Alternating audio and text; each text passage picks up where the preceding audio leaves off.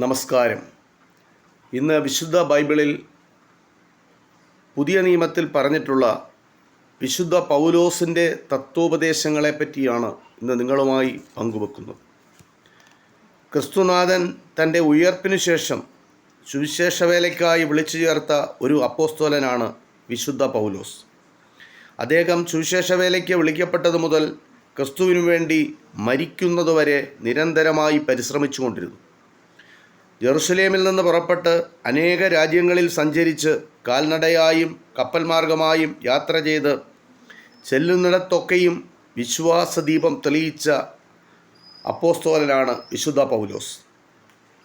സരസമായ സംഭാഷണത്താൽ ക്രിസ്തീയ വിശ്വാസത്തിൻ്റെ അന്തസത്ത സാധാരണക്കാർക്ക് മനസ്സിലാക്കി കൊടുത്ത അപ്പോസ്തലനാണ് പൗലോസ്. പണ്ഡിതനും പാമരനും എളുപ്പം മനസ്സിലാകാവുന്ന പ്രസംഗശൈലി, അവസരോചിതമായ പ്രവാചക വാക്യങ്ങൾ, ആരെയും ആകർഷിക്കുന്ന പ്രസന്നത, പല ഭാഷക്കാരെയും പല ദേശക്കാരെയും അദ്ദേഹം ക്രിസ്തീയ വിശ്വാസത്തിൻ്റെ ചരടിൽ കൂട്ടിയിണക്കി. ക്രിസ്തുവിൻ്റെ നാമത്തിൽ അത്ഭുതങ്ങൾ ചെയ്തു. വിശുദ്ധ ഗ്രന്ഥത്തിൽ നിന്ന് തക്കതായ തെളിവുകൾ നൽകി. അങ്ങനെ ക്രിസ്തു സാക്ഷാൽ ദൈവപുത്രനാണെന്ന് യഹൂദ ജനങ്ങളെ ബോധ്യപ്പെടുത്തി വിശ്വാസം പ്രചരിപ്പിച്ച സ്ഥലങ്ങളിൽ സഭാതലവനായ വിശുദ്ധ പത്രോസിനോട് ബന്ധപ്പെട്ടുകൊണ്ട് പ്രാദേശിക സഭയുടെ ഭരണത്തിനു വേണ്ട ഏർപ്പാടുകൾ ചെയ്തു. ഓരോ സ്ഥലത്തും സഭയെ സംബന്ധിക്കുന്ന പല പ്രശ്നങ്ങളുണ്ടാകുമ്പോൾ അവിടെയെല്ലാം അദ്ദേഹം ലേഖനങ്ങൾ എഴുതിക്കൊണ്ടിരുന്നു.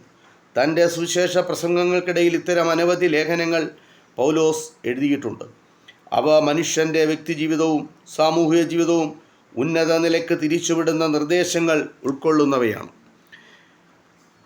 ആ ലേഖനങ്ങൾക്ക് ഇന്നും വലിയ പ്രാധാന്യവും അതിലെ തത്വോപദേശങ്ങൾ ഇന്നും ഓരോ ആളുകൾക്കും പ്രകാശ വിളക്കായി പ്രകാശിച്ചു നിൽക്കുകയാണ്. അത് കാലാകാലങ്ങളോളം അതിങ്ങനെ തെളിഞ്ഞു നിൽക്കുന്നു. അതിൽ പൗലോസിൻ്റെ തത്വോപദേശങ്ങളിൽ ഏറ്റവും പ്രധാനം സ്നേഹമാണ്. അത് വെളിവാക്കുന്ന ലേഖനങ്ങൾ റോമാലേഖനം, കൊരിന്ത്യ സഭയ്ക്ക് എഴുതിയ ലേഖനങ്ങൾ തുടങ്ങിയവയിലാണ്. സ്നേഹമാണ് മനുഷ്യവ്യക്തിയെയും സമുദായത്തെയും പ്രകാശമാനമാക്കുന്നത്. സ്നേഹമെന്ന മഹാപ്രഭയുടെ പ്രവർത്തനമാണ് ലോക സൃഷ്ടിക്കു തന്നെ കാരണം. ലോകത്തിൻ്റെ നിലനിൽപ്പും സ്നേഹത്തിൻ്റെ പ്രവർത്തനം കൊണ്ട് തന്നെയാണ്. സ്നേഹത്തെ തന്നെയാണ് കരുണ, ഭക്തി, വാത്സല്യം, ബഹുമാനം, നന്ദി, പ്രേമം, അനുരാഗം എന്നൊക്കെ പറയുന്നത്. വെള്ളം എന്ന ഒരേ പദാർത്ഥം തന്നെ കടലിലേത് കടൽ ജലം, കായലിലേത് കായൽ ജലം, കുളത്തിലാകുമ്പോൾ കൂപജലം, കിണറ്റിലേത് കിണറ്റുവെള്ളം, ആറ്റിലേത് ആറ്റുവെള്ളം, കരിക്കിനകത്തുള്ളത് കരിക്കിൻ വെള്ളം എന്നിങ്ങനെ പ്രകാരഭേദമനുസരിച്ച് പേരു പറയുന്നു. അതുപോലെ തന്നെ സ്നേഹമെന്ന സ്വർഗീയ പ്രഭ പ്രകാരഭേദമനുസരിച്ച് ഓരോ തരത്തിൽ വിളിക്കപ്പെടുന്നു. സ്നേഹത്തിൻ്റെ അഗാധ ശക്തിയെപ്പറ്റി പരിശുദ്ധനായ പൗലോസ് പല സ്ഥലത്തു വച്ചും പറഞ്ഞിട്ടുണ്ട്.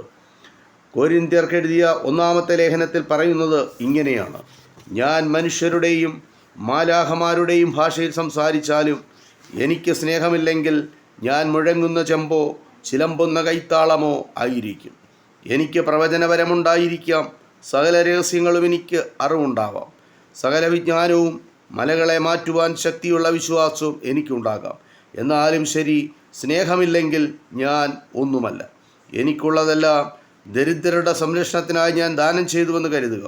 എൻ്റെ ശരീരം പരനന്മയ്ക്കു വേണ്ടി ദഹിപ്പിക്കാൻ നൽകിയെന്നിരിക്കട്ടെ. പക്ഷേ എനിക്ക് സ്നേഹമില്ലെങ്കിൽ അതുകൊണ്ട് പ്രയോജനമൊന്നും ഇല്ല.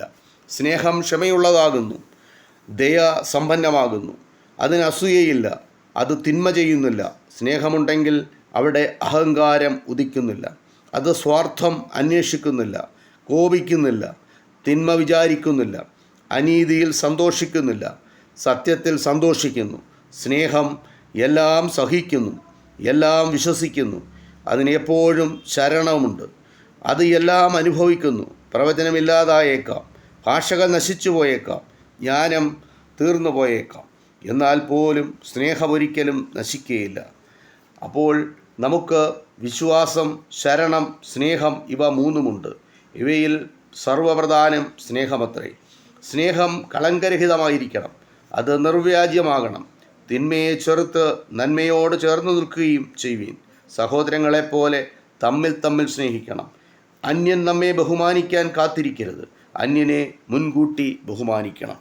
സ്നേഹം എന്ന ആ തത്വോപദേശത്തെപ്പറ്റി വിശുദ്ധ പൗലോസിൻ്റെ ഉപദേശങ്ങളാണ് ഇത്. വിശുദ്ധ ബൈബിളിൽ രേഖപ്പെടുത്തിയിരിക്കുന്ന വിശുദ്ധ പൗലോസിൻ്റെ സ്നേഹമെന്ന ആ ഉപദേശത്തെപ്പറ്റിയുള്ള ചെറിയ വിവരം നിങ്ങളുമായി പങ്കുവച്ചു.